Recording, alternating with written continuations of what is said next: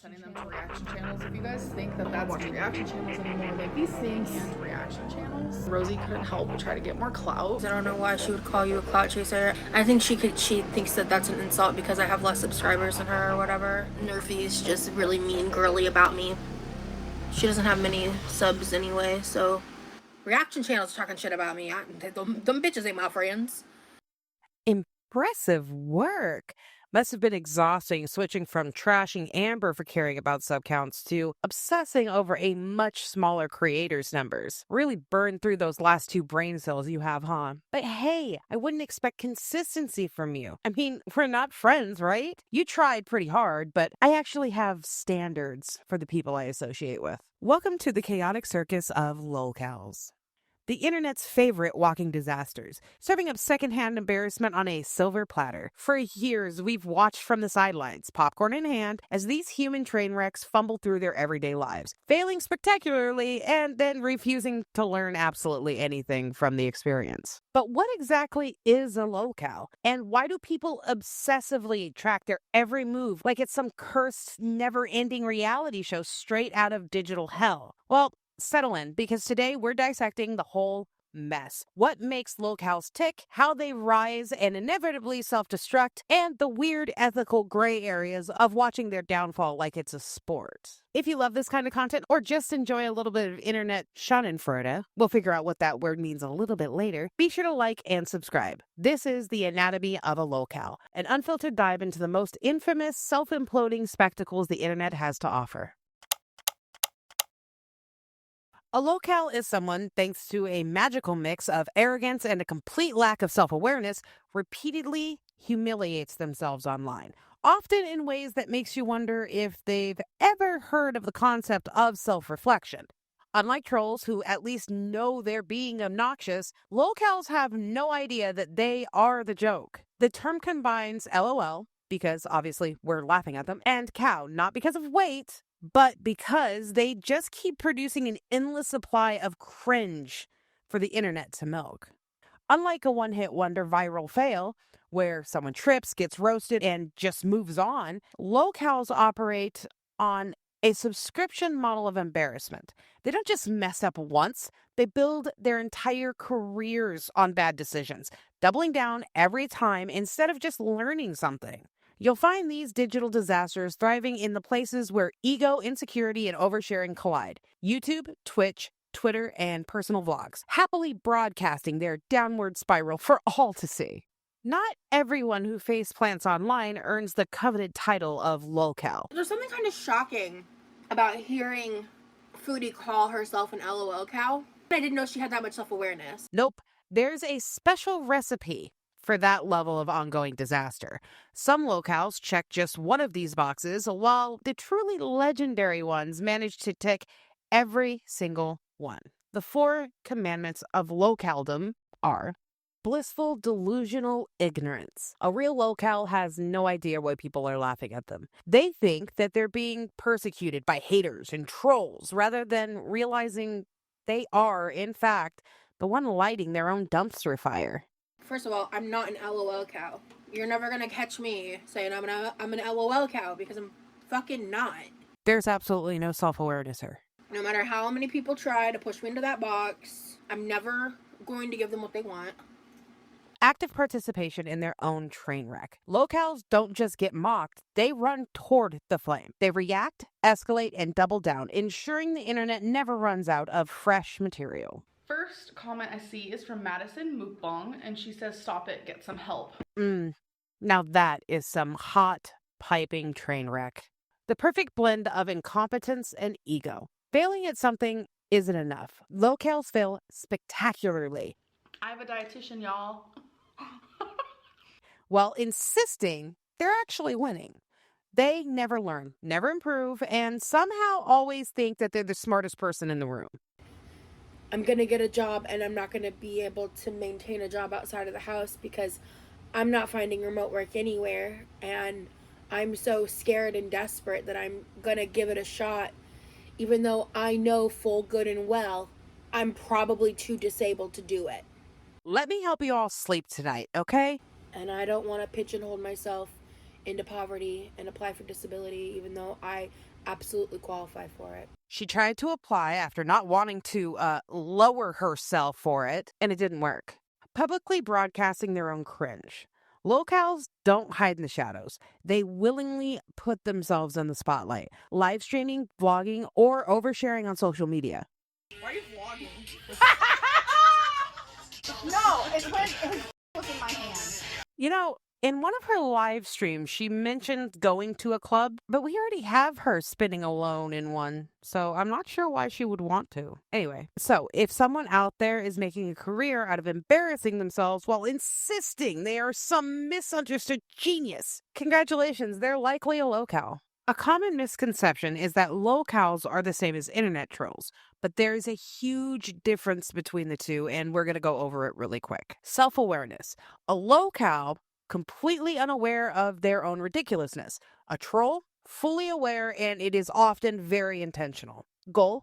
A lowcal craves validation and attention, but lacks control over the narrative.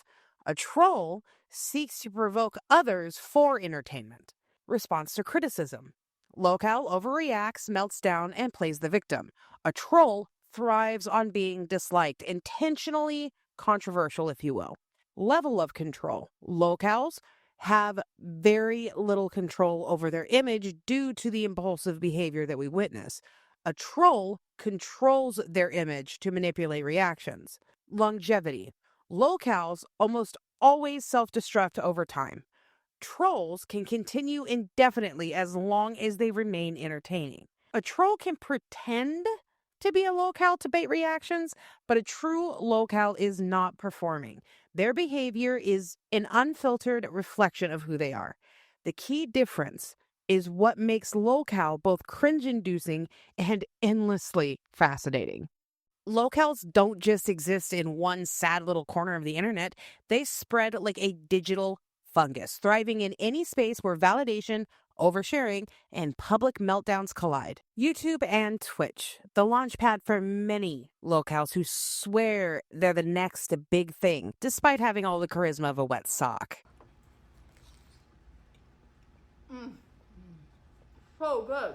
When criticism inevitably rolls in, they do not take notes. And it's the crazy part is like it's not even my fault. They take offense. I was never going to DM Emily, and I still don't think I'm going to, but it wasn't until I got attacked that I was like, well, now I kind of want to show these to to Emily, and let her know that she should block that bitch, because that's crazy psychotic behavior. Spiraling into spectacular live-streamed breakdowns. Wrinkle Wiener, do you know how often I try to take the high ground? And I would say 90% of the time, I do. Twitter. I'm calling it Twitter. You can't make me call it the other thing, okay? The ultimate playground for the self-important disasters who think their every thought is a TED Talk. Locals flock to pick fights, stir up drama, and then cry victim when the backlash smacks them in the face. Personal blogs and TikTok.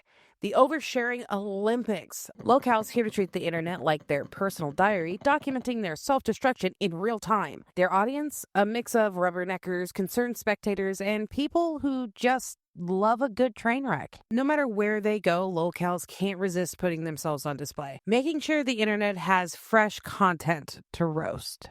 Watching lowcal is the internet's guilty pleasure, a mix of schadenfreude, psychological curiosity, and the sheer thrill of watching someone speedrun their own reputation into the ground. It's like reality TV, but with less production value and way more self-inflicted disasters. Why do these human cringe compilations attract such a loyal audience? They are walking cautionary tales. Watching a lowcal is like witnessing a live-action PSA on what not to do online. It's a free lesson in self-awareness, one they desperately need but will never take. I have these melting chocolate wafers, no sugar added. I'm not interested in weight loss advice right now, thank you. Yes, why take it when you can simply live in delusion? They generate their own entertainment. I mean, I am dumb, so... While traditional influencers carefully curate their content, locals are just out here serving up unfiltered chaos 24/7. No scripts, no strategy, just pure unhinged content. That's not really what I'm thinking. That's just what the binge monster is thinking. The binge monster excuse is long gone. Now she is what she always was, an abusive. They create accidental fan clubs. Entire forums and YouTube channels exist just to document their antics, leading to group discussions, lore breakdowns, and speculative theories about what they're going to mess up next. From what I can see, you are a good person with a kind heart. People that compare you to the girls don't understand why they are disliked. It's not weight, it's 99%. It's not weight to 99% of reaction channels. Thank you. You are correct. I am not putting you purposely as an example with your favorite person because of weight. It's all personality. They are gloriously unpredictable. Will they finally have a self-awareness breakthrough? Will they double down and somehow make things worse? No one knows, which makes them a never-ending source of entertainment. Which, that's perfect because this is a 100-day challenge that I want to do. Every day there is kind of like a subject or a topic that I have to write about. Okay. That was March 3rd of 2019. And then on March 15th, I'm definitely going to just restart. I'm not going to call this the 100-day challenge anymore. I'm just going to see how far I can go without binging. So predictable, yet we can't look away. In the grand circus of the web, Lowcals are the performers who don't even realize they're in the ring. And we're just here for the show.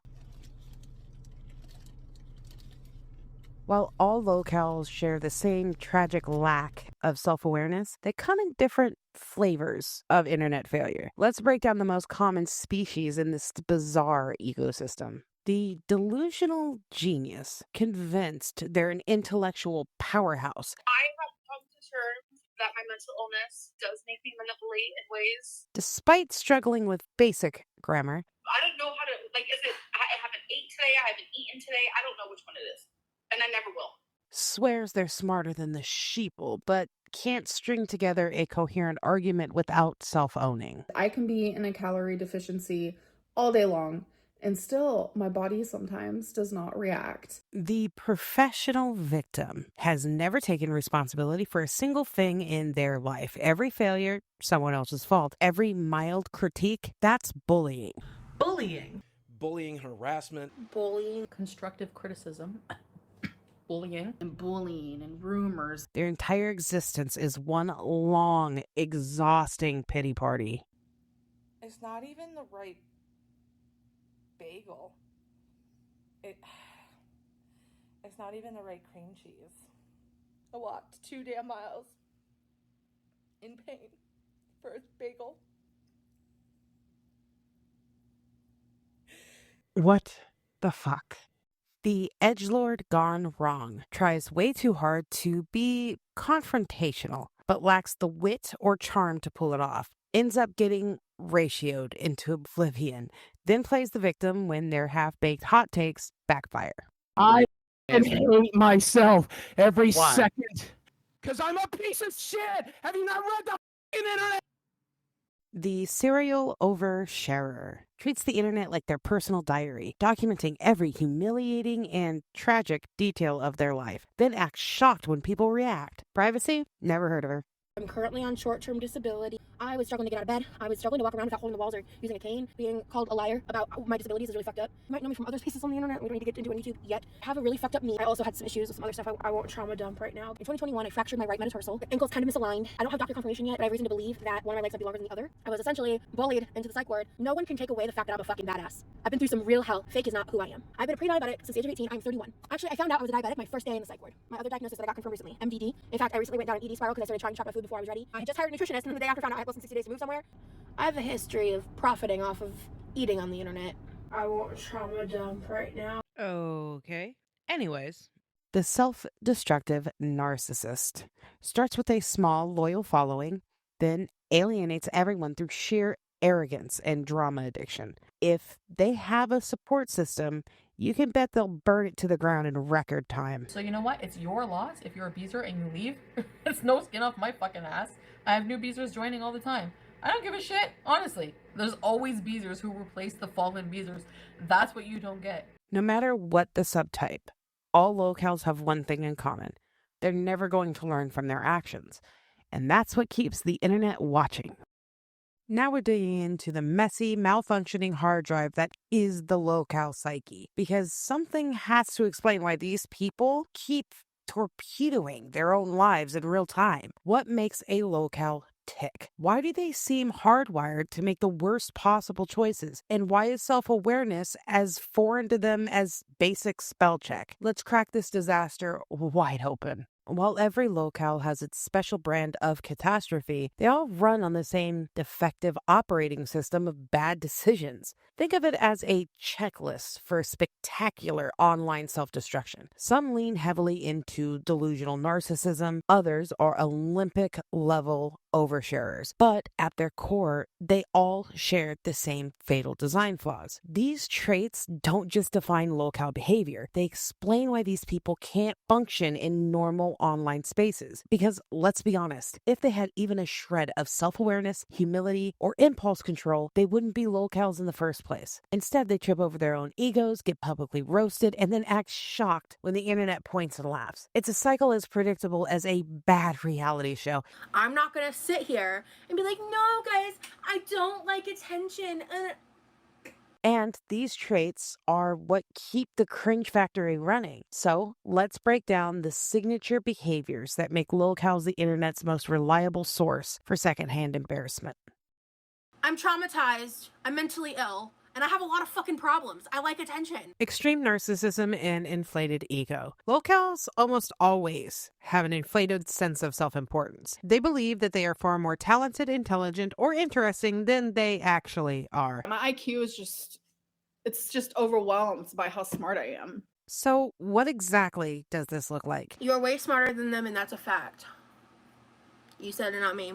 Claiming to be an undiscovered genius despite having no actual achievements. I know how to lose weight. I know how to lose weight. I know how to lose weight better than anybody. I know how to lose weight. I know how to lose weight, but I'm not doing any of it. Lose weight. I'm not dumb. I have all the knowledge. I've done this millions of times before. Like, I know how to lose weight, but for some reason, like, I don't put those things into action. Believing critics are just jealous haters who don't understand them. I'm not really here to give my energy to people who are committed to misunderstanding me. Acting entitled to success without putting in any real effort. I've always said and made announcements on YouTube that I am going to take a break and I'm going to leave YouTube. Expecting unquestioning admiration from their audience. Complete lack of self-awareness. That's the key difference about me to a lot of these other people is, like, I do say it like it is, and I am honest, and I'm self-aware, and I'm upfront about my shit. One of the reasons why I left feudalism in such a loud public way, I wanted to pigeonhole myself into a corner where I couldn't find a way back into that community. Let's be completely honest here. There are some brick walls out there that have more self-awareness than some of these people. They are physically incapable of realizing that they are the problem. So instead, they point fingers at literally everyone else. It's not my fault. It's not my fault. This is not my fault. This is not my fault. It's not my fault. It's not my fault.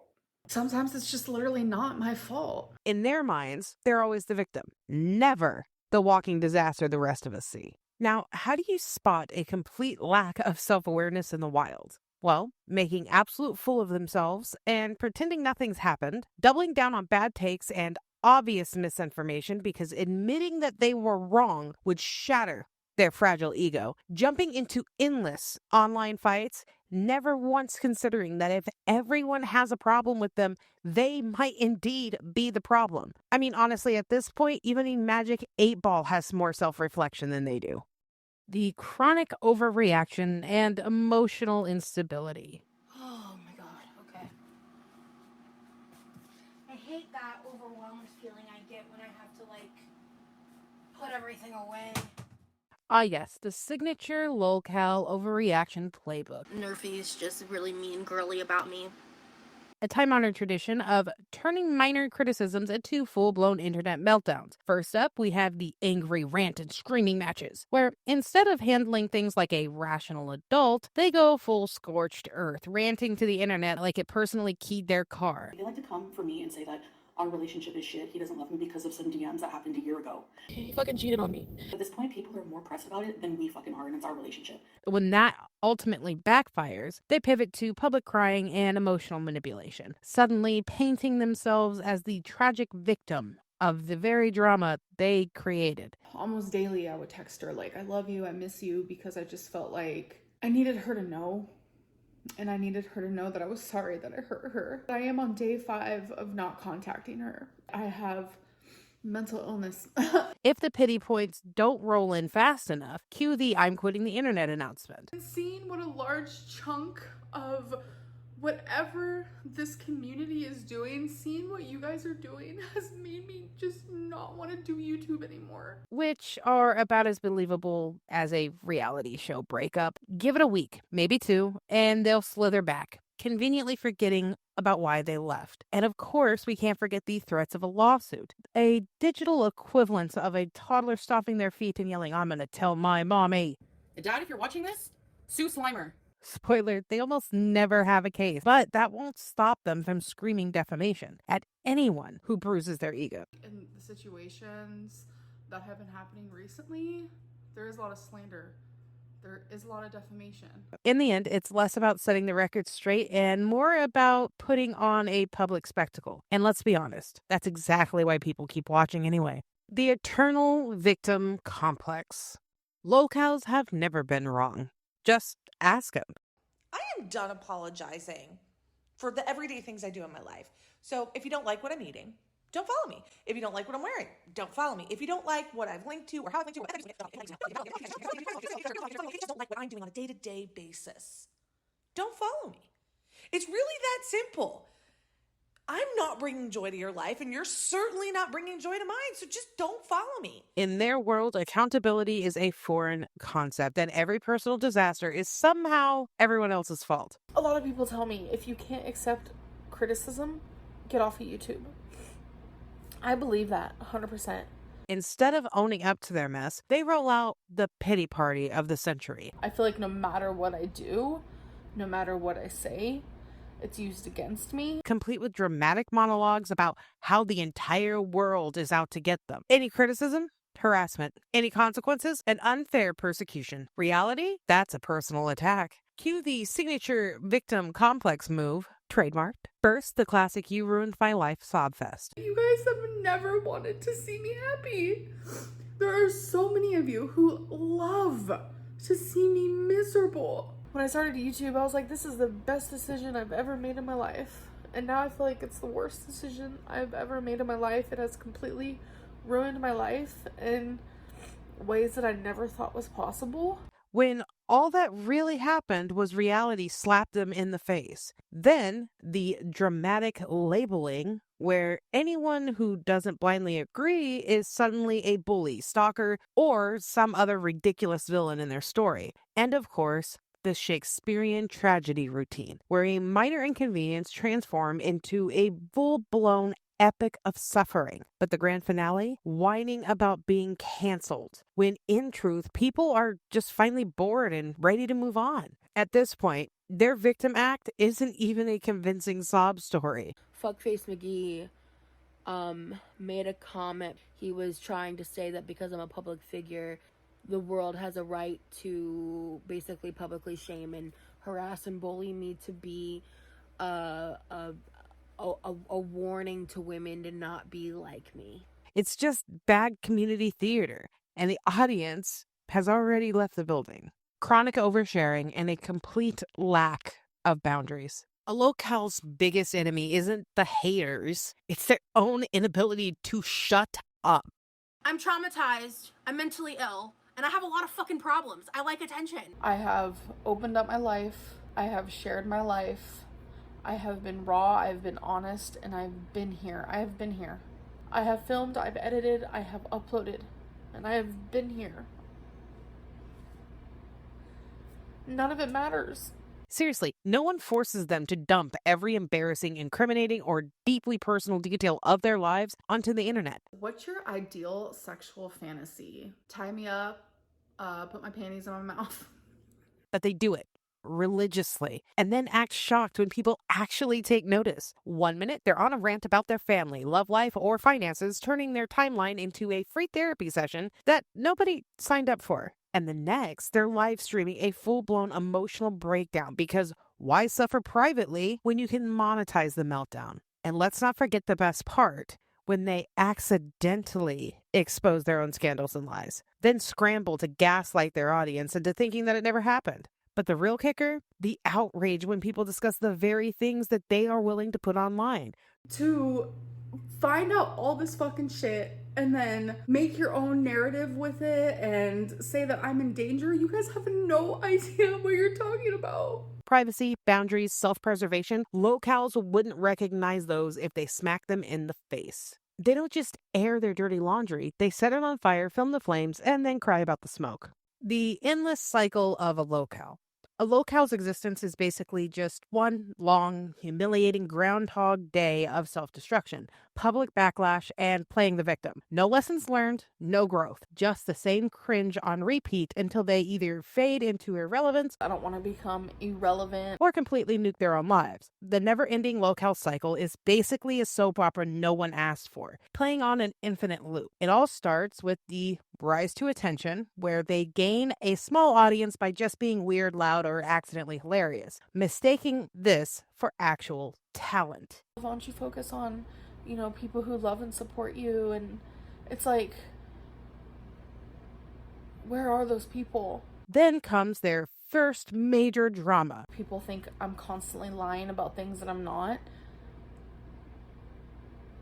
Where they get called out for something minor but react like they were just sentenced to life in prison. Instead of just taking the L, they go full double down mode. It's like a big portion of it. I wouldn't say a big, but there is a chunk of it that is my fault. It's not even my fault. Ranting, blocking, and making everything so much worse. Inevitably, this leads to the full meltdown, featuring a spectacular mix of lawsuits, threats, ugly crying, and some tragic revenge scheme that backfires almost instantly. Enter the I'm a victim arc. I don't want to be like a victim. Everything I do is wrong. I get paid to pretty much be spit on and punched on every single day. Where they suddenly decide they've been harassed and canceled, aka the desperate fishing for sympathy phase. You guys won. You won again. You guys have won. You literally won again. And then, like clockwork, we get a dramatic I'm leaving forever stunt. I don't want to leave YouTube, but it's like I feel like I have to. Where they announce they're quitting the internet for good, as if anybody actually believes them. And then finally is the inevitable return, where they slither back days or weeks later, acting like nothing happened, ready to restart the cycle from step one. Rinse, repeat, and enjoy the show. And this is the reason the internet never runs out of content. Why a lowcal never learns. The biggest tragedy of a lowcal is that they never, ever learn. No matter how many times reality smacks them in the face, they refuse to change. Instead, they blame everybody else. But here's the truth. No one's forcing them to be a lowcal. No one is making them react like a deranged lunatic over mild criticism. At any point, they could simply log off, reflect, and move on. But they won't. Because attention, even negative attention, is too addicting to give up. And let's be real. The drama pays. Whether it's the pity donations, the hate clicks, or the monetized meltdowns. There's always a financial incentive to keep the circus running. And that's why the cycle just never ends. Why do people watch lowcals? Before we get all philosophical on the ethics of lowcal watching, let's be real. Why is it so damn entertaining in the first place? Lowcals are like a chaotic mix of reality TV, dark comedy, and live action self-destruction, all rolled into one. They serve up a never-ending buffet of secondhand embarrassment, and for some reason we cannot look away. But what exactly makes watching their antics so addictive? Well, here are the biggest reasons. The psychology of schadenfreude, laughing at others' misfortune. I pooped my pants. He fucking cheated on me. One of the biggest reasons people follow lowcals, schadenfreude. The fancy German way of saying, watching people trip over their own stupidity is weirdly satisfying. Humans have always found failure funny. You can see it in America's Funniest Home Videos, fail compilations, and literally any slapstick comedy ever. But lowcals, they take it to a whole new level. This isn't a one-time whoopsies, I'm gonna get over this. This is an ongoing, avoidable, self-inflicted train wreck that just never ends. What makes it so weirdly satisfying? First, it's unfiltered, real-time drama unfolding right before our eyes. Second, their own reactions make everything 10 times worse, keeping the internet hooked. And most importantly, they never, ever learn. The content practically generates itself. I pooped my pants. It was like a potato this big. Dislodged. It just like went across the room. And I know for a lot of people this is going to be funny. It's going to be humorous. Reality is I could have died that day, and that's a crazy way to go. Choking on a potato. Another big reason people keep up with locals, the sense of community, because nothing unites the internet quite like collectively watching someone self-destruct in real time. I'm not literally like expressing anger in this moment, but on like a existential level, yes, I'm angry. I mean, don't tell me what to do on my channel, Shadow.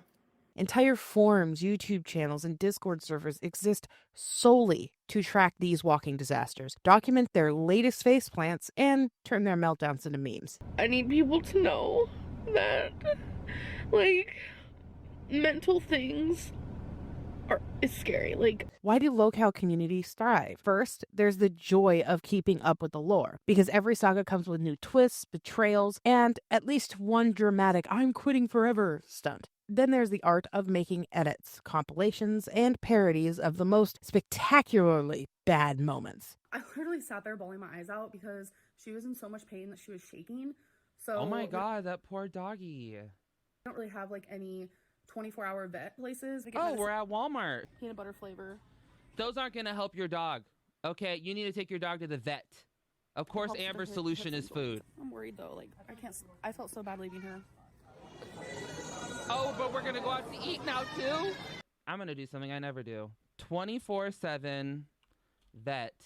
After hours, the on-call emergency veterinarian can be reached. So it seems to me like it's possible to get your pet into a vet after hours.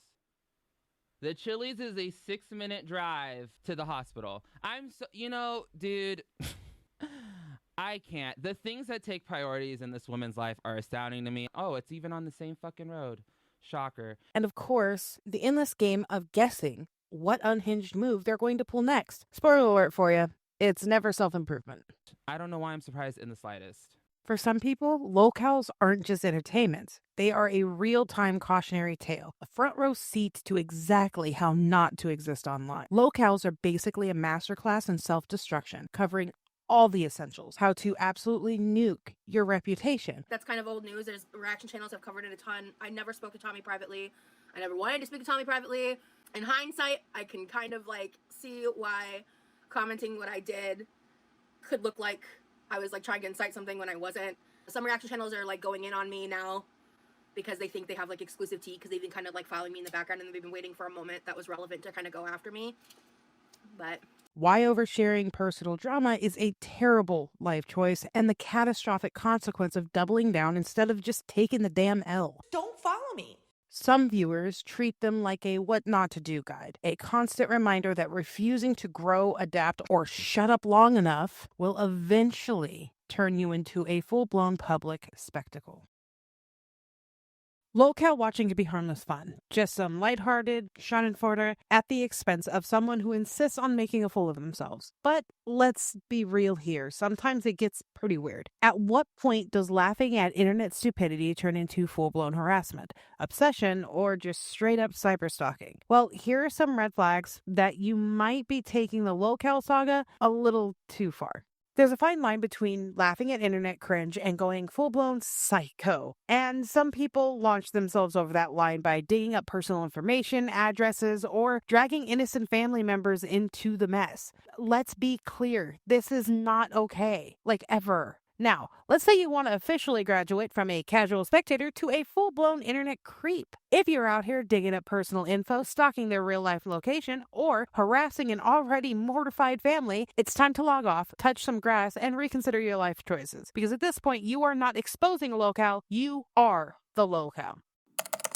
The classic too far moment when trolls get a locale fired by spamming their employer. Congrats, you just became the villain of the story when they're supposed to be the villain of the story. The only time exposing personal information is remotely justifiable is if the locale is an actual danger to animals, kids, or other people. And even then, that info needs to go to the proper authorities, not the internet. Otherwise, sit back, grab some popcorn, and let them ruin their own lives. They're already doing a fantastic job. Some locale watchers take things way too far, going from passive internet gawking to full-scale supervillain mode. Apparently, watching a locale self-destruct naturally isn't enough. Some people feel the need to speed run the process. They inundate their social media like a swarm of angry toddlers, mass reporting their content just to get them banned because only they can enjoy the cringe, obviously, and spam their live streams with insults instead of just watching. The real peak, you're doing too much behavior, organizing raids on their streams or comment sections like some kind of online war strategy, or worse, actively trying to get them fired or evicted, because nothing says I'm totally normal like dedicating your life to destroying a stranger's life on the internet. The only time reporting makes sense is when they're actually breaking platform rules. Otherwise, just sit back and just let them keep embarrassing themselves. They don't need your help to crash and burn. So where's the line between fair criticism and going full internet psychopath? Simple. Laughing at a meltdown? Fair game. Encouraging actual harm towards the person you're watching? You need to log off immediately. It's one thing to call out toxic behavior, roast their hypocrisy, or even document their online disasters for commentary. After all, someone's got to archive the cringe. But the second you start doxing, rating, or trying to ruin their real life, congrats, you became worse than a locale. And if you're actively pushing them towards self-destruction just for drama, yeah, at that point, you're the content warning.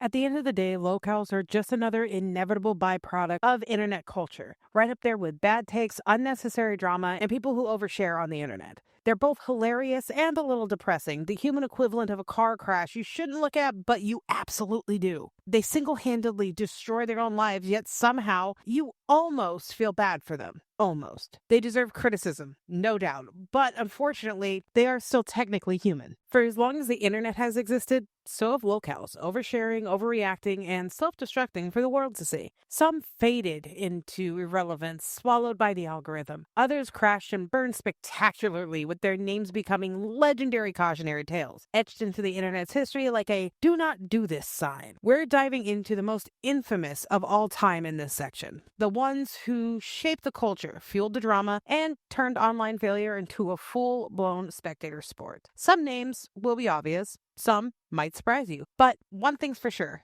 Every single one has earned their spot in the Hall of Cringe. And for this, I might have brought along some friends. Of course, no lolcow discussion is complete without the undisputed, unchallenged, and unparalleled legend of internet cringe, Christine Weston Chandler, also known as Chris Chan. Hey everybody, Christine Chandler here, and today I'm going to be collecting a bunch of the stones from the old driveway here at the old temple. For reserve. Chris Chan isn't just a lolcow, they are the lolcow, the final boss of internet disasters. Their saga spans decades of bad decisions, mind-blowing delusions, and trolling so extreme it blurred the line between online spectacle and real-world catastrophe. Why Chris Chan reigns supreme? Well, Sonichu, of course, the cursed fusion of Sonic and Pikachu, a comic so baffling it became a meme in and of itself. Peak narcissism, convinced they're a misunderstood artistic genius while producing actual nightmare fuel, and zero self-awareness, making them an endless content goldmine. They endured years of trolling and manipulation, leading to real-world consequences that went way too far. Some of Chris Chan's iconic lolcow moments would be somewhere along the lines of becoming an internet meme thanks to their bizarre Sonichu comics, the public meltdowns, and sheer inability to recognize trolling. Chris Chan fell for fake online girlfriends repeatedly, despite being the most well-documented trolling target ever. They've endured multiple arrests and real-world scandals, proof that unchecked lolcow behavior can spiral way past just online embarrassment. Chris Chan isn't just a lolcow, they're the gold standard, the cautionary tale, the name that will forever be etched in internet infamy. If lolcow history had a Mount Rushmore Rushmore, Chris Chan would be the whole damn mountain. Few locals have had as dramatic a rise, fall, and public meltdown as Boogie2988's. Once a beloved YouTuber, now a cautionary tale of self-sabotage, bad decisions, and an endless need for validation. Boogie started out as the relatable nice guy of gaming YouTube, known for his Francis rants and self-deprecating humor. But as the years went on, his victim complex, constant flip-flopping, and inability to take criticism turned him into one of the most infamous creators in the space. How Boogie became a lowcal. Chronic victim mindset. Every bad decision was someone else's fault, never ever Boogie's. Flip-flopping opinions to pander to whatever audience he thought would like him that day. Public meltdowns over criticism while claiming to be totally chill, and above it all, a desperation for sympathy and donations, despite repeatedly proving he couldn't manage his money. Iconic lolcow moments. Crying about online harassment, only to go and instigate more drama to himself. Pulling a gun on Frank Castle, and somehow thinking that was the right move. There's more footage than that. I can't show it to you because of YouTube's terms and services, but I have handed that footage over to the police, and now it's up to the police to decide what happens next. I don't know if I'm going to get in trouble for firing a warning shot. I don't know if Frank is going to get in trouble. I don't know how this is going to play out. That would lead him to getting arrested, begging for donations, then immediately showing off his expensive purchases. Endless Twitter meltdowns, alternating between "I'm so sorry" and "I did nothing wrong." Fatty coin. Everyone remembers the fatty coin situation. True happiness comes from a goldfish, from the same woman a couple of nights a month, and the occasional meme coin. Fatty for life.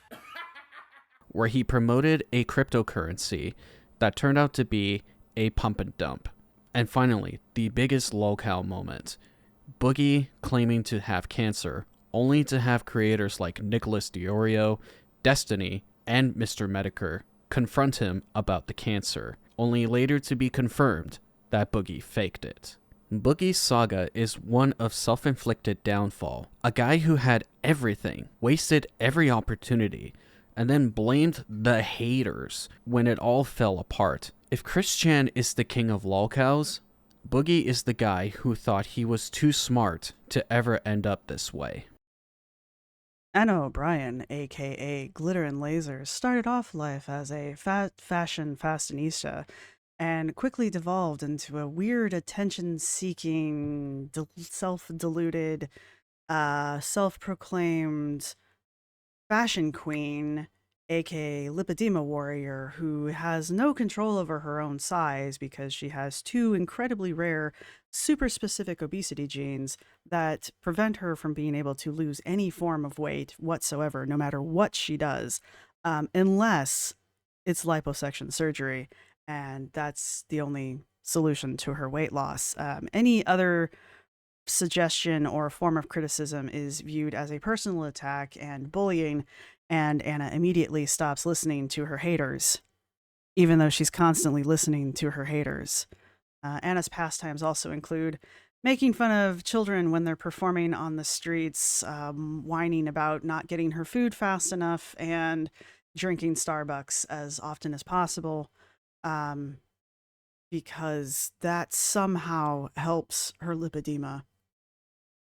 If attention-seeking had a mascot, Quirky Loves Rosie would be its overdramatic, self-absorbed face.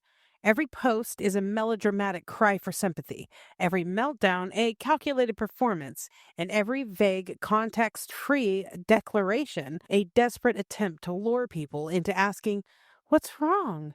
Because heaven forbid they just come out and say it. They thrive on pity, feed on engagement, and wilt the moment people stop looking. Their entire online existence is a masterclass in contradiction. One minute, they're blocking anyone who so much as breathes in their direction.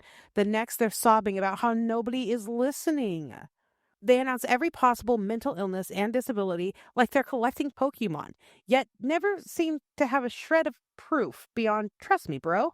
Their narratives shift depending on what gets them the most sympathy, but they still expect blind loyalty from their audience. Quirky Loves Rosie isn't just on social media. They are social media, a never-ending carousel of oversharing, self-victimization, and emotional manipulation. The need for attention isn't just a personality trait. It's the only thing keeping them from fading into complete irrelevance.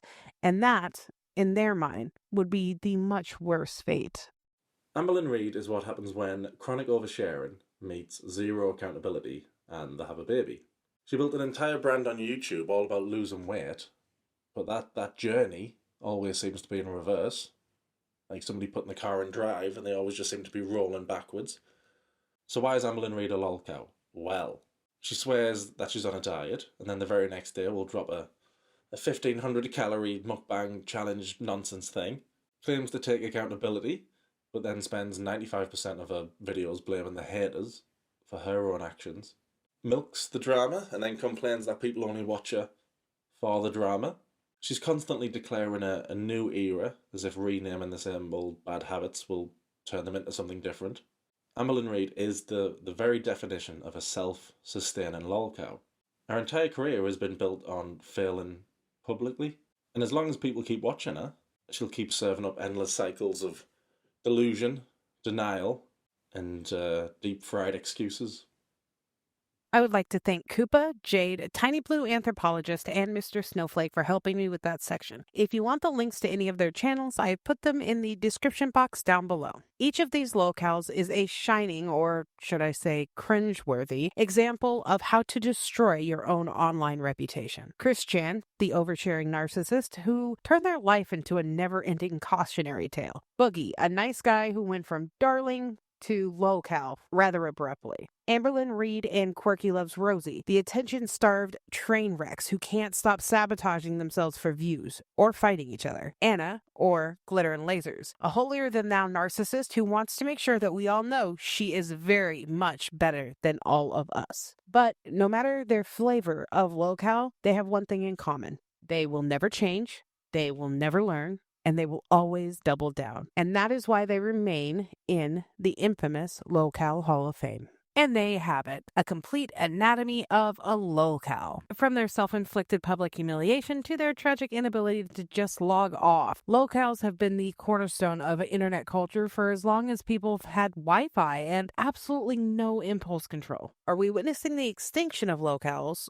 or is a fresh batch of attention-starved, spectacle-loving weirdos already warming up in the wings? As long as the internet exists and people lack even a shred of self-awareness, lolcals will roam free. From the lawless wastelands to the early forums to the dopamine-fueled clout farm that is TikTok. As long as people are desperate for attention and allergic to self-awareness, lolcals will never go extinct. Social media practically begs people to overshare, because why keep your humiliating features to yourselves when you can broadcast them for engagement? If you enjoyed this deep dive into the digital petting zoo of the internet disasters, be sure to like and subscribe, and maybe even hit that bell icon. And as always, if you take meds, don't forget to take your meds. If you do not take meds, go outside, touch some grass, drink some water, and have the day that you deserve. Don't forget, tomorrow needs you. Love you guys. Bye.